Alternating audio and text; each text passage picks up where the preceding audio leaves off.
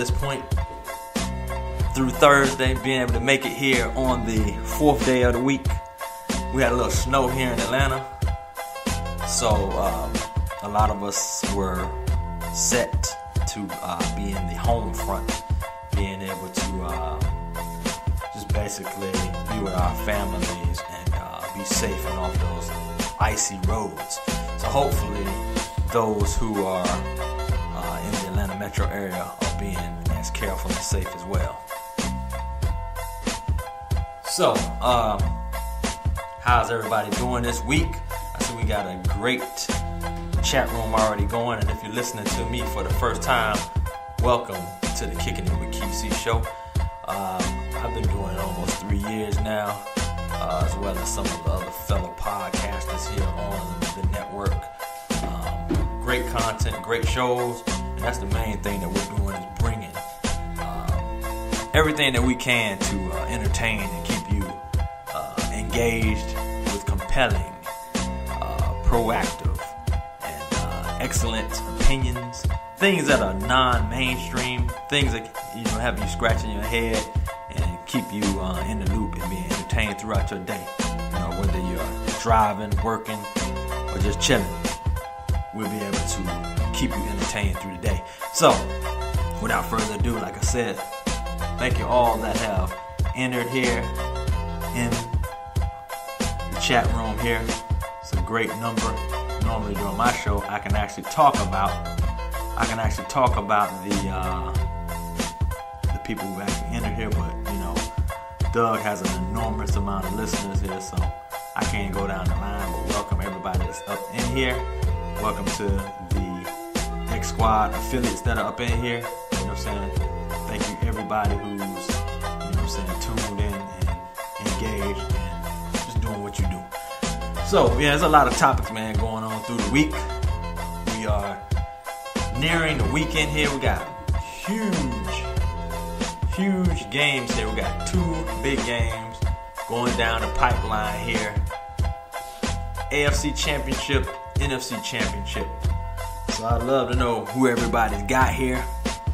I mean, it's going to be real crazy. My team's out of the picture, but, it is what it is with that. You know what I mean? I know we're going to have to have some real moves on our end as far as, changes and way that we approach the game. And I'm an Atlanta Falcons fan. For those who don't know, I'm coming straight out of Atlanta, up here. I'm an Atlanta, I ain't going to say native, because I grew up in Virginia, but I was born here in Atlanta. Grady baby, and that's usually the real ATLians. You know what we're talking about when we say that. That's most of the people that are from Atlanta and really up in here. So if you're a Grady baby or a Crawford Long baby, you're usually an original Atlanta person. But I was born here, but I was raised in Virginia, but came back here for college at Morehouse College, Southwest Atlanta. And hey, I represent the Atlanta sports teams, whether it's good, bad. I'm not a bandwagon fan. I'm not a fake fan. I do what I do. You know what I'm saying?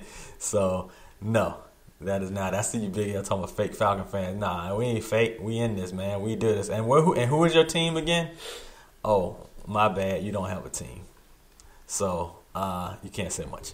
So, we did make it into the playoffs, and a lot of people in here outside of those teams that have made and went on, y'all can't say much more than that. So, that's the bottom line on that. So, anyway, we got 2 big games coming up this weekend. With those games, we've got the veteran, battle-tested Patriots, and they're the odds favorite, and they will be facing a young top 10 defensive team, the Jacksonville Jaguars, whose offense is led by quarterback Blake Bortles. Now, the odds are real crazy on this one out in Vegas because, you already know Patriots are a landslide, being that they have, are they a dynasty? We would consider them a dynasty. How many championships have they had? You know what I mean? But they've got a lot of championships under their belt. They're battle tested. They got the veteran Brady. They got Belichick, and they've got a whole lot of cheating underneath their belt. But you know who the Patriots are, and Jacksonville will be going in there probably like deer in headlights because it's their first time there in a long time up in the championship.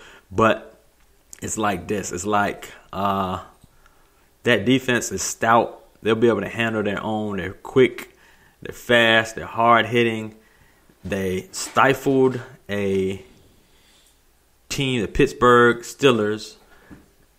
I mean, this was their second time meet. They met the Steelers twice this year, and although it's a lot closer the second time around, you still have to give it to those linebackers and that defense, man, for the speed, that line, the speed of the defense on the Jaguars to go out there and handle their business and, be able to keep Roethlisberger guessing. Blake Bortles didn't have to do a whole lot. He's not necessarily a top quarterback, but all he has to do is do the minimal. You know what I mean? Do the minimal, get that running game going the way it's supposed to go, and you know what I mean? Just maintain. Just be a game manager. That's all Blake Bortles got to do is be a game manager here. If he's a game manager and the defense holds up and does what it's supposed to do, I think the Patriots are suspect in that way. You know what I mean? L. Thomas, Chicago, everything. Kysii, my professional teams. Well, whatever, man. Chicago, everything. You really can't talk then. You know what I'm saying? Don't come up here talking crazy, man, about fake Falcon fans and you a fake Bears fan living in Arkansas. You know what I mean? In Arkansas, and you sure were here talking about our national championship here and being an Arkansas Razorback fan. So I don't hear you, man. You can't talk. You're silenced. In fact, raise your hand if you want to talk to me, Big L. Raise your hand to get permission to say something to me. That's how we're going to treat you today. Yeah, man. So, hey, we got a room full of folks here, man. I'm happy, like I said, to see y'all. Hey, shout out. I see you, Melvin, up in here. I see you, Chief. Angry Black Man. Damn, Albie show up in this piece. Hey, man. You the real Albie show? Because if so, man, I need you to call up and sing that. Gotta get off on your own, girl. You gotta get off on your own. You gotta get off on your own, girl.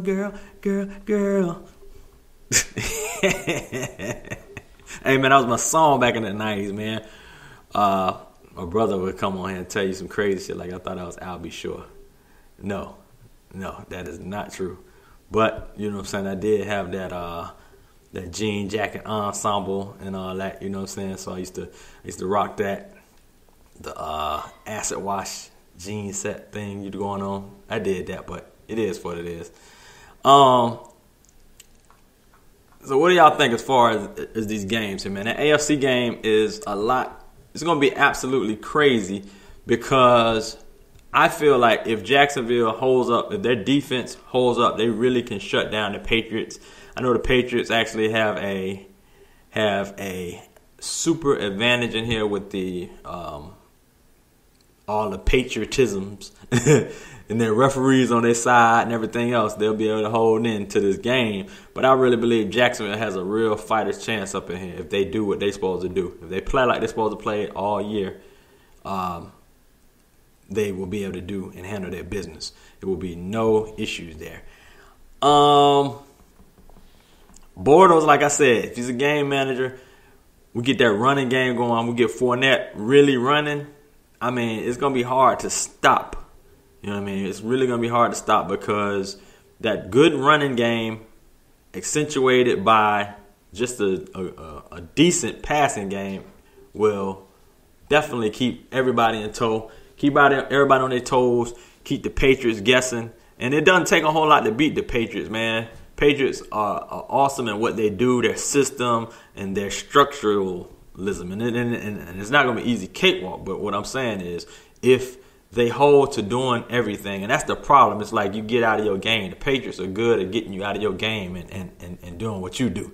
You know what I mean? And if they succeed in getting Jacksonville disrupted, that's where the problem goes. Not to mention the way the game is refereed. So it doesn't make any sense at all, man, for the way that they do their thing, man. The way they do their thing. Let me see it. Next thing here is the other game, man. the second game, and that's the one I'm most excited about. And that's that Minnesota versus Eagles game, man. That one is going to be crazy as well. As I looked at the opinions here of the experts in Vegas, this one here says, and this is a guy who's a Philadelphia fan, and he also has won 8-3 on his selections in the latest Eagles games. But he said because the Eagles come in hot doesn't mean that they're going to be able to beat the Vikings in the NFC Championship game or even keep it within the spread. He feels that the Vikings have proven that they can win with both defense and offense. Last week, they beat the high-flying Saints again in a game where quarterback Case Keenum threw for over 300 yards. In week 15, 16, and 17, they held the Bengals, Packers, and Bears to a combined 17 points. He said the Vikings are number one in total defense at 275.9 yards a game and number one in points allowed at a minuscule 15.8 points. They also boast a top 10 offense that averages 23.9 points. So he feels, even though he's bet on the Eagles most of the time, he feels like this game is one that he doesn't feel that the Eagles will be able to overcome. And that's that Minnesota team overall, offensively and defensively. Minnesota is, through the whole year has been really strong, really stout, both sides of the ball. The way they beat the Saints last minute, you know what I mean, shows that they had a very close game in with them. You know what I mean? Not to say either one was dominant, because both of those teams was impressive. The Saints were a super impressive team this year. You cannot deny with that tandem of Kamara and Ingram. And then you got Drew Brees, who's throwing it to whoever. You know what I'm saying? And their defense holding up and being disruptive. So the Saints were a very strong team. And in the whole, it pains me to say that, of course. But the Saints are a very strong team. And Minnesota coming in there and keeping up and being able to play and hang with them and then eventually beating them by just a single play lets you know that Minnesota is not a team to hold very lightly.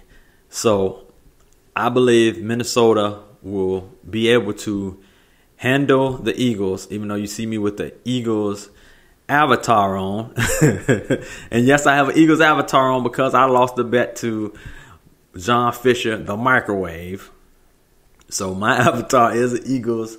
I use Michael Vick because I'm a Falcons fan and he was a former Eagle. And he's from Bad News, the 757, where I represent Newport News. So I do have on the Vic Eagles avatar to show my support for the Eagles for the week. But not really. But I really think that Minnesota will be able to handle this game this week if they do what they're supposed to do. The Eagles also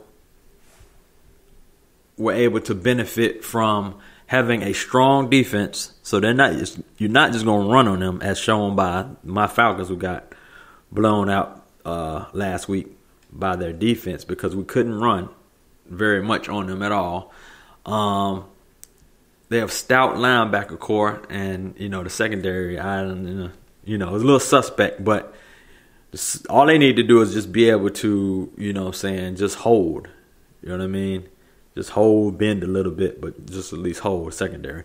The linebacker core and the line pretty much made a lot of the plays and a lot of disruption on that Falcons game. So if the Eagles continue, if they play that type of game, it'll be hard for Minnesota to run. You know what I mean? But Minnesota will be able to hold the Eagles in tow defensively, because although Nick Foles was okay against the Falcons, I don't think that he's ready to face a defense and be held on the run like the Vikings will be coming. The Vikings are going to be coming, man. That line is no joke. They're coming through. They're going to have him running. us Falcons, we didn't get the pass rush going like we should have. I mean,